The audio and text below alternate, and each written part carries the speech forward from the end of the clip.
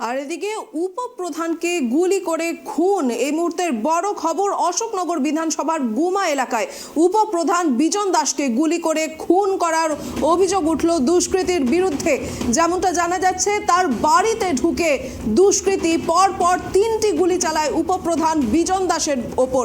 এ বিষয়ে আমরা বিস্তারিত জানবো আমাদের প্রতিনিধি টয়নের কাছ থেকে। টয়ন, কি হয়েছিল মূলত ঘটনা? এ বিষয়ে আমরা বিস্তারিত জানবো আমাদের প্রতিনিধি তন্ময়ের কাছ থেকে। তন্ময়, মূলত কি হয়েছিল সেখানে? এক নম্বর পঞ্চায়েতের উপপৌর প্রধান তিনি কিন্তু দলীয় কর্মসূচি সেরে কিন্তু পাশেই একটি বাড়িতে বিশ্রাম নিচ্ছিলেন। ঠিক সেই সময় কিন্তু বিশ্রাম নিতে হঠাৎ ঘুমিয়ে পড়েন তিনি। এরপরই ওই এলাকারই এক যুবক যার নাম হচ্ছে গৌতম দাস, তিনি কিন্তু আতঙ্কায় তার ঘরে ঢুকে কিন্তু তাকে 3 রাউন্ড গুলি করে, এমনটা কিন্তু স্থানীয় সূত্রে জানা যাচ্ছে।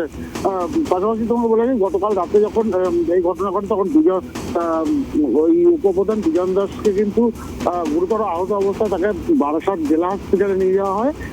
পাশাপাশি তোমাকে বলে রাখি, গৌতম দাসকে কিন্তু ওই ঘর থেকে বেরোতে থাকে স্থানীয়রা। তখনই কিন্তু তাকে খোঁজা শুরু হয়, তবে তাকে এখনো পর্যন্ত পাওয়া যায়নি। পুলিশের তরফ থেকে হাবড়া থানা ও অশোকনগর থানার পুলিশ এসে কিন্তু বিশাল পুলিশ বাহিনী এসে কিন্তু ঘটনা তদন্ত শুরু করেছে। এই ঘটনায় এখনো পর্যন্ত গৌতম দাসকে গ্রেপ্তার করা না গেলেও কিন্তু বেশ কয়েকজনকে আটক করে জিজ্ঞাসাবাদ শুরু করেছে পুলিশের তরফ থেকে। তবে এই ঘটনায় বিজন দাসের সঙ্গে গৌতম দাসের কিন্তু পুরনো শত্রুতা ছিল বলেই মনে করা হচ্ছে, কারণ গৌতম দাস দীর্ঘদিন ধরে জমি জমার সংক্রান্ত বিষয় নিয়ে কাজ করতো, জমি বেচা কেনার বিষয়ে কাজ করতো।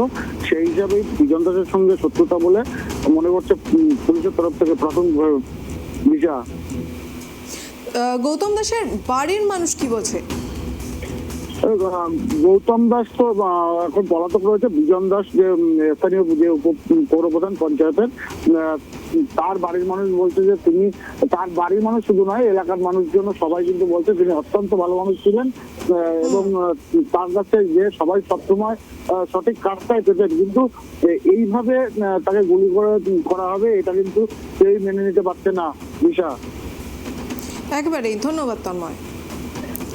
এদিকে উপপ্রধানকে খুন গুলি করে আমডাঙ্গার পর অশোকনগর বিধানসভায় গুমা এলাকায় উপপ্রধানকে লক্ষ্য করে গুলি করার ঘটনায় চাঞ্চল্য। এই মুহূর্তের বড় খবর, গুমা এলাকায় উপপ্রধানকে গুলি করে খুন।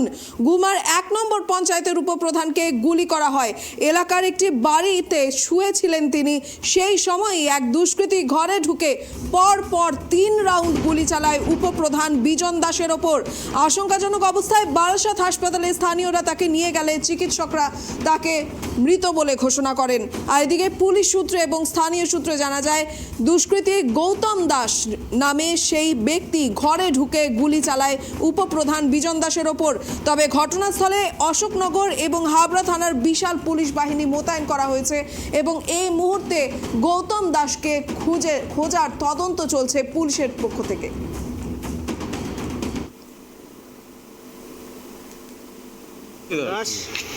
র্যাঞ্চোদের বাড়িতে শুয়েছিল। বিজন দাসকে আমাদের উপপ্রধান কোন পঞ্চায়েতের? 1 নম্বর গ্রাম পঞ্চায়েতে। হ্যাঁ, তারপরে ও শুয়েছিল, একটু অসুস্থ হয়েছিল বলে একটু শুয়েছিল। হ্যাঁ, এবং ওদের বাড়িতে আশেপাশে মানে সব নিমন্ত্রণ ছিল, সব যে যা চলে গেছে।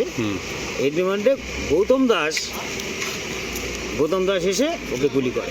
গৌতম দাসকে? গৌতম দাস আমাদের এইখানকারই, ওইখানে বাড়িয়েছে গৌতম দাস।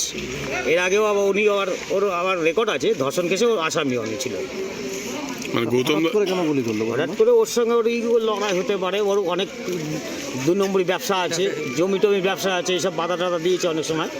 উনি রাজনীতি করে গৌতম দাস? রাজনীতি করে, ও সব কোনো দল করে, কোনো তো সব রাজনীতিই করে, সুযোগ সুবিধা রাজনীতি করে। কয় রাউন্ড গুলি চালিয়েছে? আমার ওদের যা সম্ভব, ওরা যারা 2জন দেখেছে কই বেরোতে ঘর থেকে ঘরে পালিয়েছে, ওরা 2টো না 3টে আওয়াজ পেয়েছে। ওই ঘরের মধ্যে ঢুকে করেছে গুলি? হ্যাঁ, ঘরের মধ্যে ঢুকে করেছে। বিজন দাস কি তখন শুয়েছিল? হ্যাঁ, ও তখন ঘুমাচ্ছিল, অসুস্থ বোধ করছিল বলে ঘুমাচ্ছিল। বিজন দাসের ওটা হচ্ছে ওদের মানে কি একই পার্টি করে, ওর মাটা সবাই পার্টি করে। কি অনুষ্ঠান ছিল ওখানে? ওইখানে ছিল না, পাশের বাড়িতে কীর্তন হচ্ছিল একজন, তার ওইদিকে আর একজনের হচ্ছে জন্মদিন ছিল। এরা সব বেরিয়ে গেছে, যার বাড়িতে। ওখানে কি বিধায়ক আসছিল? বিধায়ক আসছিল ওখানে? বিধায়ক বিধায়ক আজকে এসেছিল এখানে? এখানে এসেছিল বিধায়ক? এই অনুষ্ঠানে আজকের এখানকার অনুষ্ঠানে তো আসেনি বিধায়ক। আজকে